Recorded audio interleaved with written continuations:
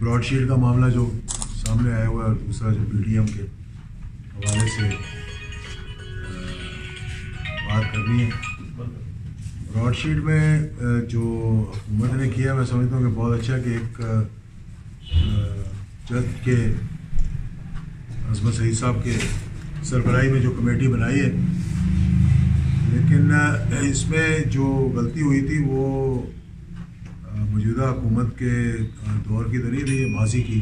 غلطی تھی. 2004 5 6 میں جب براڈ شیٹ کے ساتھ معاہدہ کیا گیا تھا اور اس معاہدے کے مطابق براڈ شیٹ کو یہ کہا گیا تھا کہ جتنے غیر ملکی اثاثے ہیں غلط طور پہ بنائے گئے ہیں یا کرپشن کے حوالے سے بنائے گئے ہیں یا پھر منی لانڈرنگ کے ذریعے بنائے گئے ہیں، ان کے بارے میں انہوں نے تصدیق کر کے تو ریکوری کے لیے کرنا تھا. تو کیونکہ ہماری پالیسیز کے اندر کنسسٹنسی نہیں ہے، یعنی کہ تسلسل نہیں ہے، اس وجہ سے وہ پھر ایک چیئرمین نیب گیا، دوسرا چیئرمین آیا، اس نے جو نشاندہی ہوئی تھی سارے معاملات کی جو باہر ان کے اثاثے تھے، چاہے وہ پیپلز پارٹی کے تھے یا مسلم لیگ نون کے تھے یا دیگر، اس میں بہت سے نام ہیں جو آپ کے سامنے، اگر یہ صاف اور شفاف انکوائری ہوئی تو وہ سامنے آئے گی. تو وہ جنرل امجد کے بعد جو آئے چیئرمین نیب ہے، پتہ نہیں جنرل منیر حفیظ تھے یا جو بھی، اس کے بعد آئے خالد مقبول ہے، انہوں نے یک طرفہ اس کو کینسل کر دیا.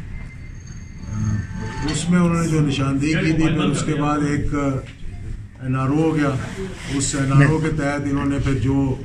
ریکوریاں کرنی تھی جن کی نشاندہی کی تھی، جس طرح کہ سر مال ہو گیا، جس طرح کہ دیگر ان کے جو سعودی عربیہ میں یو اے ای میں جو بزنسز تھے، تو کہا جا رہا ہے کہ 850 ملین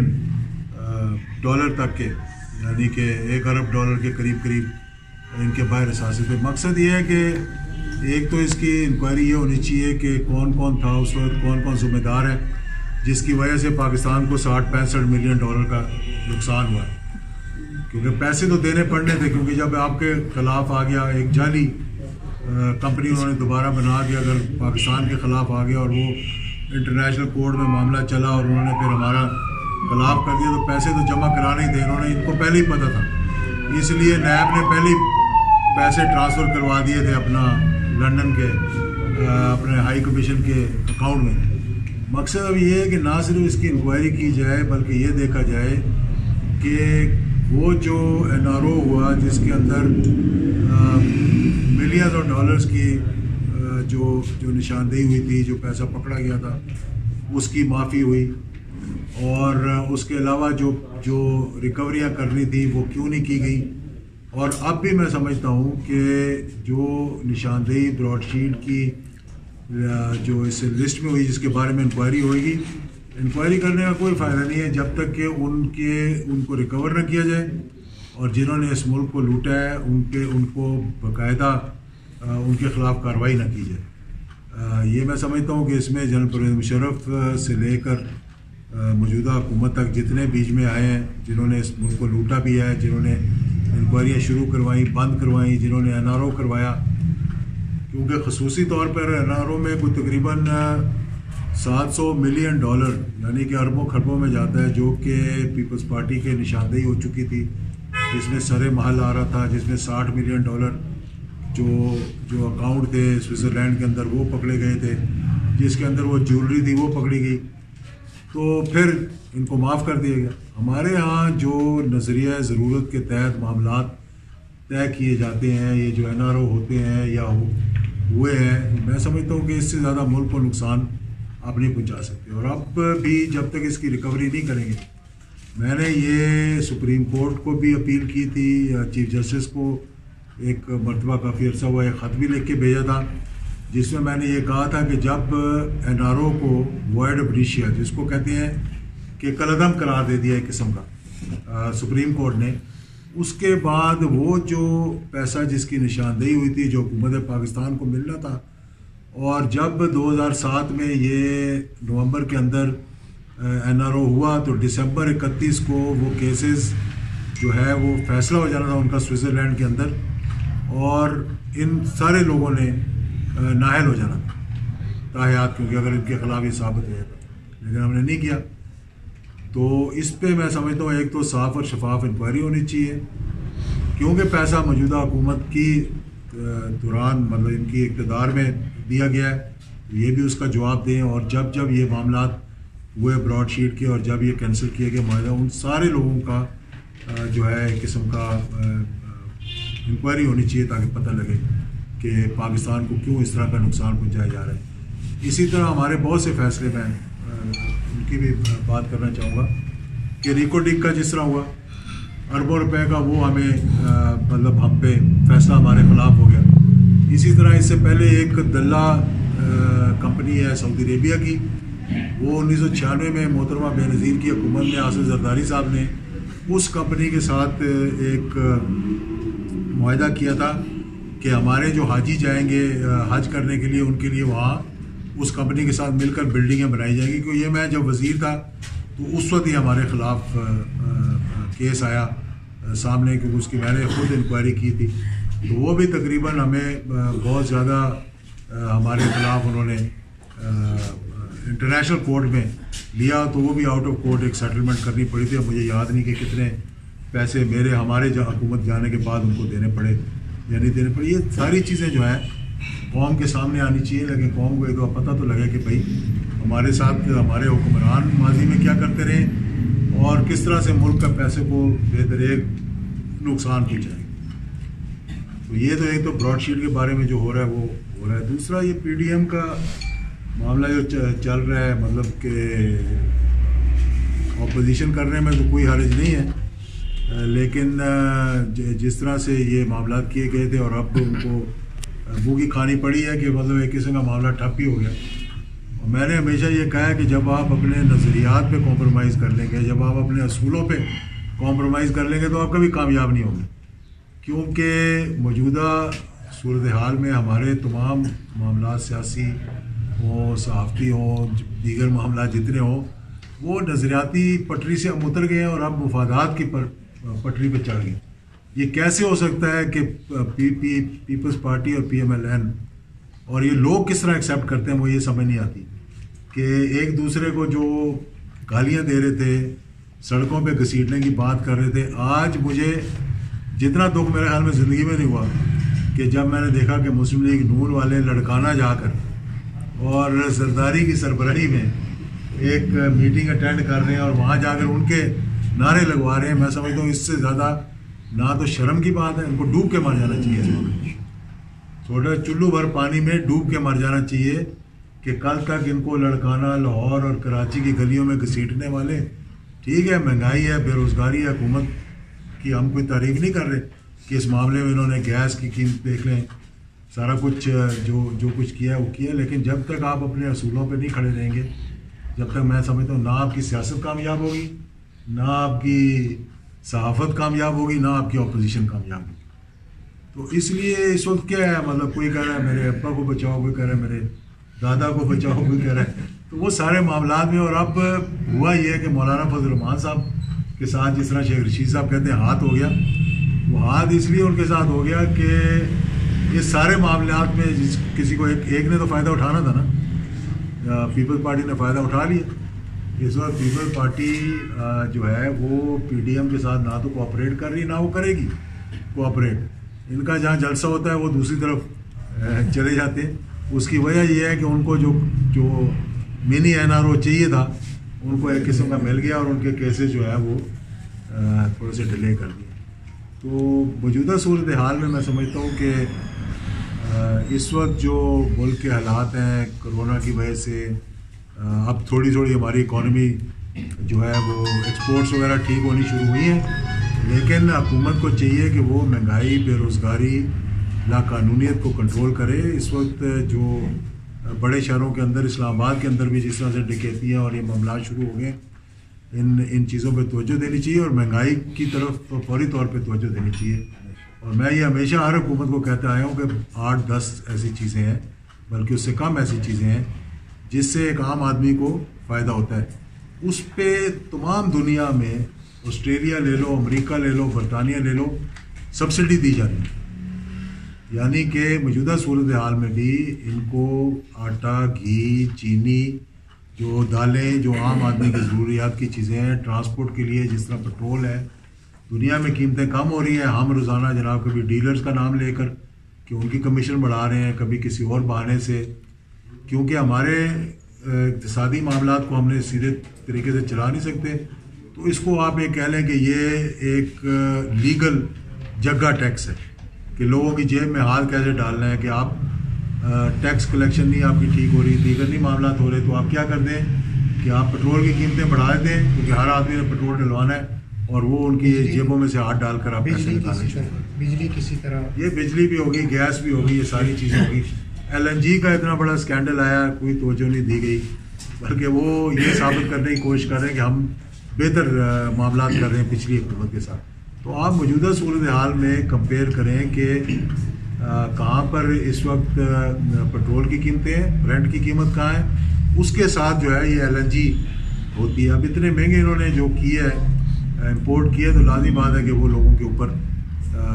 سارا بوجھ جو ہے وہ عوام کے اوپر آتا ہے, لوگوں کے اوپر. اس سلسلے میں دوسرا ہمارا, ہم ابھی تھوڑا میں اپنے حوالے سے بتا دوں کہ پاکستان مسلم لیگ ضیاء الحق شہید کے حوالے سے بھی ہم نے آرگنائز کرنا شروع کیا ہوا ہے, اور انشاءاللہ جانے سے پہلے ہمارے استحکام پاکستان کے حوالے سے کچھ ہوئے تھے, پروگرام بھی ہوئے تھے, اور ہم نے اب یہ کرونا کی وجہ سے تھوڑا سا ڈیلے کر دیا تھا, میں باہر گیا ہوا تھا, تو اب وہ دوبارہ ہم انشاءاللہ پروگرام جو ہے وہ شروع کریں گے تھوڑے عرصے. فارن فنڈنگ میں تمام جماعتیں جو ہے نا فارن فنڈنگ کے اندر موجود ہے, کچھ بلیک اینڈ وائٹ میں موجود ہیں اور کچھ جو ہے وہ ریڈ اینڈ وائٹ میں موجود ہے. کچھ لوگ سامنے آ گئے, اس میں کوئی ایسی جماعت نہیں ہے جس کو بیرون ملک سے پیسہ سیاست کے لیے نہ ملا ہو, جس میں کہ ابھی باتیں سامنے آ رہی ہیں. موجودہ حکومت اس لیے سامنے آ گئی کہ ان کا ایک ٹیکنیک ہی فنڈ ریزنگ کے حوالے سے تھا, یعنی کہ عمران خان صاحب مشہور تھے کہ شوکت خانم کے لیے انہوں نے فنڈ ریزنگ کی, تو پھر انہوں نے اسی نمونے کو لے کے پولیٹکس کے اندر بھی کر دیا, اور لوگوں نے ان کو پیسے دیے. یہ ڈکلیئرڈ ہے سر, انہوں نے ڈکلیئر کیے, اسی لیے یہ ساری چیزیں ان کی بلیک اینڈ وائٹ میں تھیں. اور گھر کے بیدی لنکا ڈھائی, ان کا اپنا وہ اکبر ایس احمد جو تھا, وہ ان کا جو پیسے اکٹھے کرنے والا اسی نے بتا دیا جی کہ یہاں سے غلط آیا ہے. لازمی بات ہے اس میں خان صاحب کو شاید نہ علم ہو اس بات کا, لیکن ان کا اپنا جھگڑا جو تھا وہ ان کو لے گیا ECC تک. اس کے علاوہ پاکستان مسلم لیگ نون کے حوالے سے میرے پاس بہت سے شواہد موجود ہیں کہ ان کو کون سے بیرون ملک سے فنڈنگ ہوتی رہی. حکومتوں سے فنڈنگ لینے کی اجازت نہیں ہے, لیکن ایسی بھی جماعتیں یہاں ہیں جو حکومتوں سے, بیرونی حکومتوں سے بھی فنڈنگ لیتے رہے, حکومتیں گرانے کے لیے بھی اور حکومتیں بنانے کے لیے بھی. اور یہ پیسہ جنرل مشرف کے زمانے میں بھی آتا رہا ہے, نواز شریف کے زمانے میں بھی آتا رہا ہے ان کی سپورٹ کے لیے, اور موجودہ حکومت کا مجھے معلوم نہیں ہے, لیکن ان کا کیس تو آلریڈی ECC میں چل رہا ہے. وہ صاف اور شفاف طریقے سے سامنے آنے چاہیے. آپ پرویز معلوم ہے کہ جب 2002 کے الیکشن ہوئے تھے تو کچھ بیرون ملک سے بھی فنڈنگ آئی تھی کاف لیگ کے کینڈیڈیٹس کو. میں کاف لیگ میں نہیں تھا اس وقت, سپورٹ کرنے کے. یہ کورٹ کا جج بن کے ریٹائر ہوئے, تو ماضی میں تو لوگ اگر پروسیکیوٹر تھا تو اس کو ایز اے وکیل, ایک اچھا وکیل ہونے کے ناطے رکھا ہوگا نا پروسیکیوٹر. اب یہ مطلب نہیں کہ اگر کسی نے کہیں نوکری کی ہے تو اس کا مطلب اس کے بعد سپریم کورٹ کا جج بننے کے بعد ان کو پروٹیکشن دے گا. میرا خیال ہے عظمت صحیح صاحب کی کوئی ایسی ریپوٹیشن میں نے نہیں سنی کہ وہ اس طرح کریں گے. ایک ان کا کام ہے صرف تحقیقات کرنا, ان کا تحقیقات کر کے حکومت کو دے دینا, پھر حکومت نے جب کوئی معاملہ کرنا ہوگا, کورٹ میں لے جانا ہوگا, تو پھر اس کا صحیح معاملہ ہوگا. یہ صرف انکوائری کی حد تک ان کو عظمت سعید کو لگایا ہے, تو یہ کسی کو بھی لگا دیتے, وہ ضروری نہیں تھا کہ جج کو لگاتے, کیونکہ سارے نام اور ساری چیزیں تو براڈ شیٹ کی رپورٹ کے اندر ہے. میں ابھی اس کا ذکر نہیں کرنا چاہتا کہ یہ سامنے آئی نہیں ہے, لیکن ایسے ایسے نام سامنے آئیں گے اور ایسی ایسی پراپرٹیز اور ایسا بینک اکاؤنٹ کے ملیشیا, ہانگ کانگ سے لے کر اور سعودی عربیہ اور UAE اور خلیج کے ممالک کے اندر یہ جس نے پیسے رکھے ہوئے تھے وہ ساروں کے نام اور اکاؤنٹ نمبر اس کے اندر. سے آپ مطمئن ہیں؟ میں احتساب کے موجودہ نظام سے اس لیے مطمئن نہیں ہوں کہ میں سمجھتا ہوں کہ احتساب کا جو عمل ہے وہی طریقہ کار ہی غلط ہے کہ اپوزیشن اور حکومت مل کر جب کسی کو اپوائنٹ کریں گے تو وہ لازمی بات ہے جو حکومت کے اندر ہوگا جب اس کو اپوائنٹ کرے گا تو وہ آنسریبل ہوگا ان کو. یہ میں نے کہا تھا کہ اٹانومس باڈی تو ہے لیکن جب تک اس کو پارلیمنٹ سے بالا تر نہیں کریں گے ایسے اداروں کو جیسے کہ الیکشن کمیشن ہے اس کا بھی جو اپوائنٹمنٹ کا طریقہ کار ہے وہ اپوزیشن اور حکومت مل کے کرتے ہیں بناتے ہیں اور پھر وہ انہی کے خلاف معاملات جاتے ہیں. تو اکراس دا بورڈ ایسا معاملہ ہونا چاہیے اور صاف اور شفاف ہونا چاہیے. احتساب جب سے یہ بنا ہے احتساب کا معاملہ جسٹس قیوم کا قصہ سامنے آیا سیف الرحمان صاحب جب اس کے چیئرمین تھے بہت سے لوگوں کو اس کو ہمیشہ پولیٹیکل مائلیج کے لیے پولیٹیکل لیوریج کے لیے استعمال کیا گیا. موجودہ صورتحال میں بھی میں سمجھتا ہوں کہ اپوزیشن پہ زور زیادہ ہے اور حکومتی نمائندے جو جن کے نام آئے ہیں ان کو سامنے نہیں لائے. اس لیے اس کا طریقہ کار بہتر بنانے کی ضرورت ہے. کرپشن ہر شعبے میں اور ہر جی کئی اداروں کے اندر سیلف اکاؤنٹیبلٹی ہے. بہت سے فوج کے اندر سے آپ نے ریسنٹلی دیکھا ہوگا بہت سے جرنیل ریٹائر ہوئے بہت سے جرنیلوں کو پیسہ بھی واپس کرنا پڑا. اسی طرح جوڈیشری کی بھی ہے اپنا ایک اکاؤنٹیبلٹی کا طریقہ ہے اور حکومت کا بھی اپنی اکاؤنٹیبلٹی ہے. میں سب کا ہونا چاہیے احتساب کیوں نہیں ہونا چاہیے. کرپشن کو ہم نے تو آج کل تو ایک قسم کا لیگلائز کیا ہوا ہے کرپشن. ہمارے زمانے کا جب ہم بڑے ہو رہے تھے یہاں جتنے بیٹھے ہوئے ہیں بزرگ ان کو پتہ ہوا ایک آدمی کرپٹ ہوتا تو سارے اس کا بائیکاٹ کر دیتے ہیں. اب جو سب سے زیادہ کرپٹ آدمی ہے وہ سب اس کو ایک ہاتھ سے نہیں دو ہاتھوں سے سلوٹ مارتے ہیں. تو اس پہ تو جب تک 4 5 6 10 لوگوں کو اور وہ نہیں کہ آپ ایس ڈی او کو کلرک کو ایکسین کو اور پٹواری کو اور تحصیلدار کو پکڑیں ان میں ان لوگوں کو پکڑیں جو حکومت میں رہیں کئی دفعہ 3 دفعہ وزیر اعظم بنے کوئی 2 دفعہ وزیر اعظم بنے. جس طرح سے انہوں نے اس ملک کو لوٹا ہر چیز میں. آج ہمارا سرکولر ڈیٹ دیکھیں کہاں پہ پہنچا ہوا ہے ٹریلینس کے اندر پہنچا ہوا ہے. تو سارے کک بیکس کی وجہ سے یہ سارے معاملات جو انہیں فوج لائی ہے کہنے عمران خان نہیں اپوزیشن عمران خان کو کون ہے مطلب اس کا مطلب کہ فوج آئے گا کہ نہیں آئے گا لیکن اسٹیبلشمنٹ کا ایک کردار رہا ہے سیاست کے اندر. اس کو تو ہم نے خود ہی ٹھیک کرنا ہے نا. 100% میرے خلاف وہاں پر دھاندلی ہوئی ہے لیکن اب ہم خاموشی سے دیکھ رہے ہیں کہ اگلی باری آئے گی تو دیکھیں گے کیا کرنا ہے.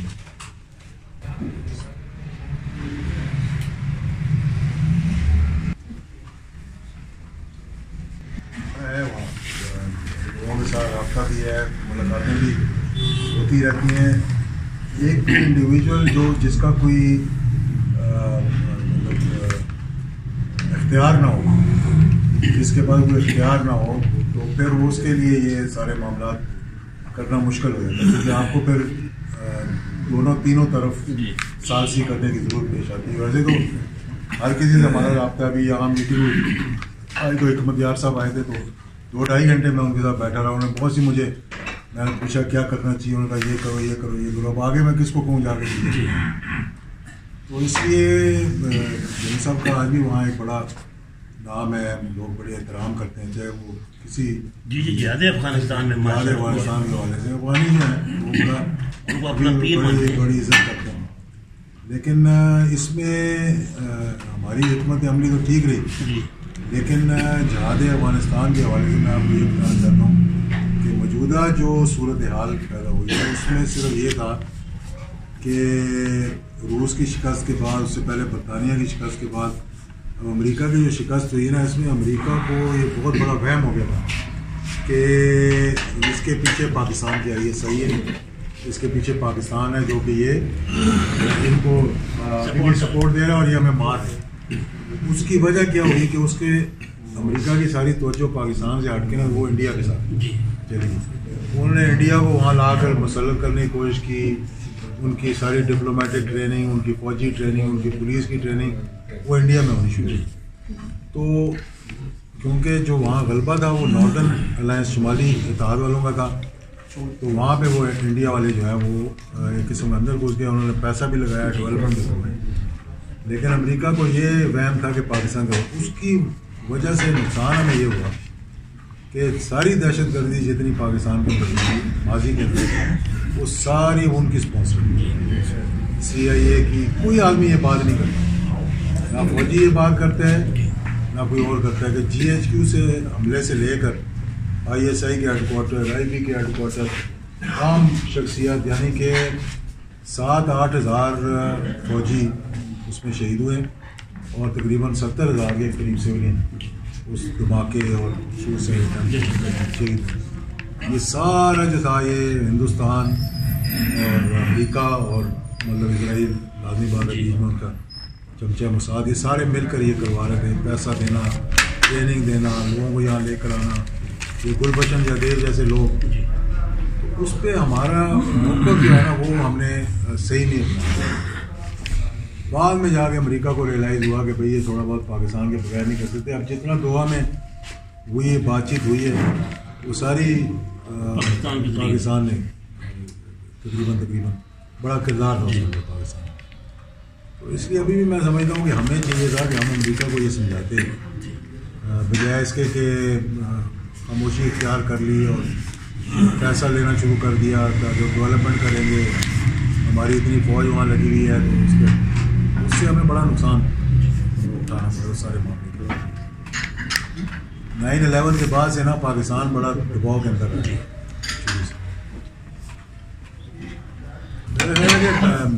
پہلے سے تو بہت بہتر ہوگا۔ بائیڈن جب وائس پریزیڈنٹ تھا اوباما کے ساتھ تو پاکستان کے ساتھ کافی رابطہ تھا، وہ جانتا بھی ہے پاکستان کے بارے میں، اور تھوڑی بہت اس کی پالیسیز میں تبدیلی ضرور آئے گی، لیکن اوور آل ہمیں چاہیے کہ ان کے ساتھ معاملات جو ہے اپنے ٹھیک کریں۔ جیسے چائنا کے ساتھ تو ہمارے ٹھیک ہیں، چائنا کی وجہ سے ہی امریکہ پاکستان کے تھوڑا بہت آف ہوا ہے، تو اس موجودہ میں ہوپ فل ہوں کہ موجودہ رجیم کے ساتھ تعلقات بہت بہتر رہیں گے، کیونکہ ٹرمپ تو بالکل پاگل تھا، وہ بالکل پاگل انسان تھا اور ٹوٹلی وہ ٹلٹڈ تھا انڈیا کی طرف۔ اب یہ میرے خیال میں تھوڑا سا بیلنس پیدا کریں گے، لیکن ہمیں بھی اپنی خارجہ پالیسیز کی، میں تنقید نہیں کر رہا کہ ہماری خارجہ پالیسیز کے اندر تسلسل بھی نہیں ہے اور حکمت عملی بھی ٹھیک نہیں ہے ہماری،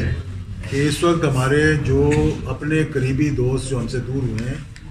اس کی وجہ یہ ہے کہ ہماری ڈپلومیٹک کمزوری ہے۔